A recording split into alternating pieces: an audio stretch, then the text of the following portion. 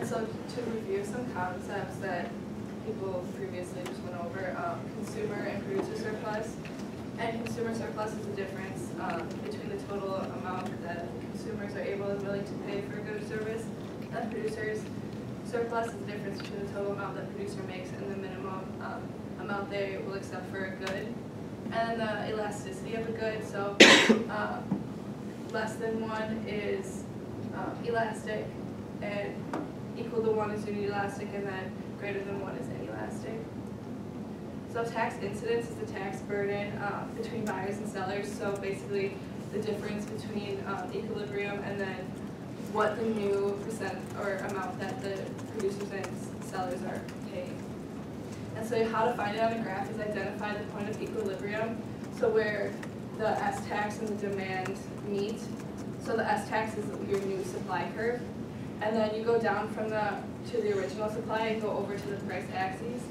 And then the original equilibrium is the line between the consumer and producer surplus. And so some examples of tax incidence, and here are inelastic products and elastic products. And so here you can see how with the decrease in supply, the amount changes for what is being produced, and here the consumers are paying more of the tax than the producers, whereas in elastic, producers are paying more than consumers. Did everybody get how she, so you went through and you explained how to get it. Did everybody see that on the graph, how she figured out what producers are paying, what consumers are paying? If you didn't get it, you should.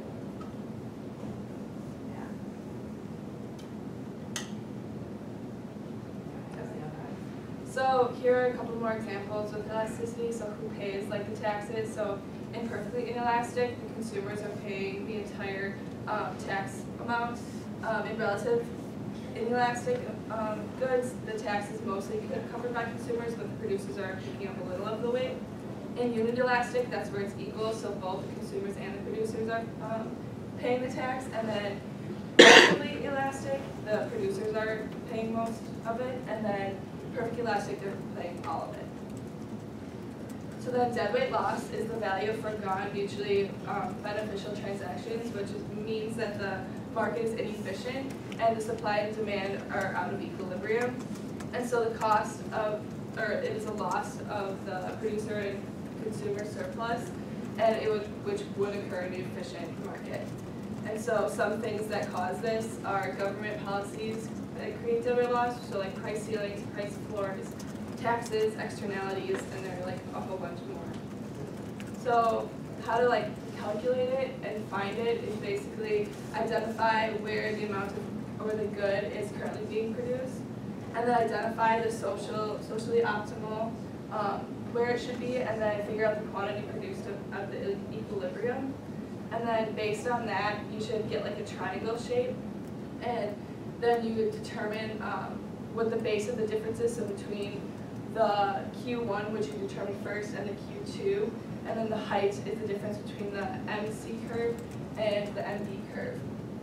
And then the equation is the base times height formula. So an example of this would be here, the price is at 5 and the quantity is at 5.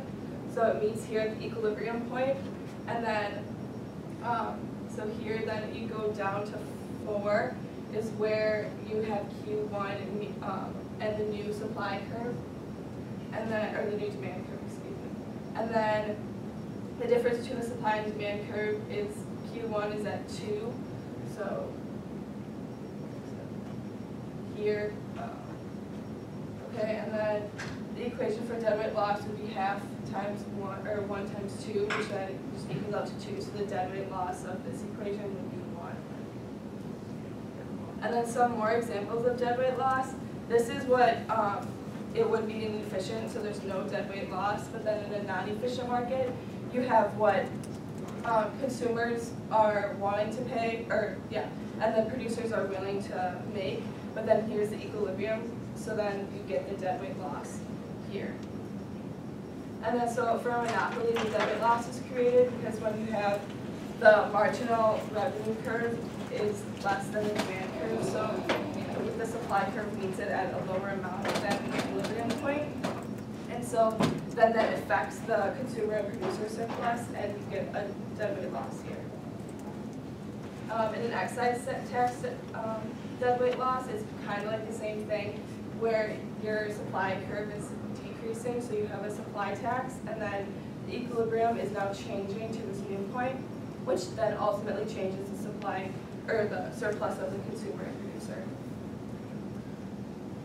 And then, so for price ceiling, it's basically what Josh and Brianna talked about before, when it's below the equilibrium. So once again, there's a new point where you're trying to find, and then you compare it to where the old equilibrium was, and then you go up to where the point on the demand curve just meets, and then the new point that you're producing, and then same thing kind of for price floor. It's just the opposite of a price ceiling, and it's above the equilibrium, so you just kind of have it flipped.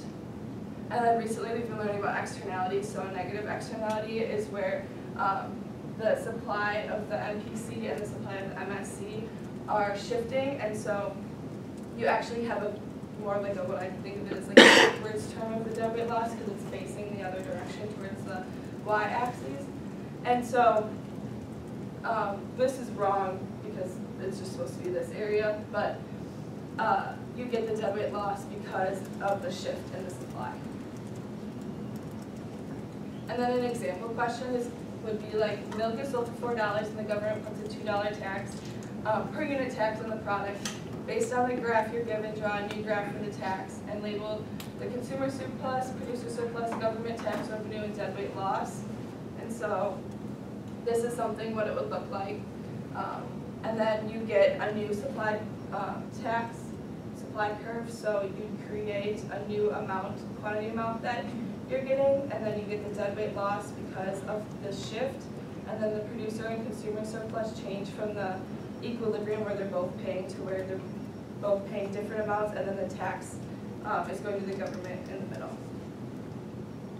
And so continued, some like other questions that can go off of this is, what is the amount of the tax revenue that goes to the government? What is the total amount spent on milk?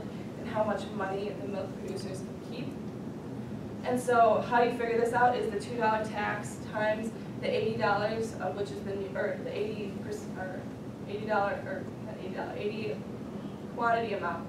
So then you do the $2 tax, which is where you get your new thing where it meets the supply, and then your new amount is 80 times the $2 tax. And then you get 160. What is the total amount that you can spend on milk? And that's where you do, where the demand hits this new supply tax curve, and you go down to where your new quantity is, which is 80, and you get 320. And then how much money do producers get to keep, which is half of what the 320 is that they're creating. So then they get to keep 160.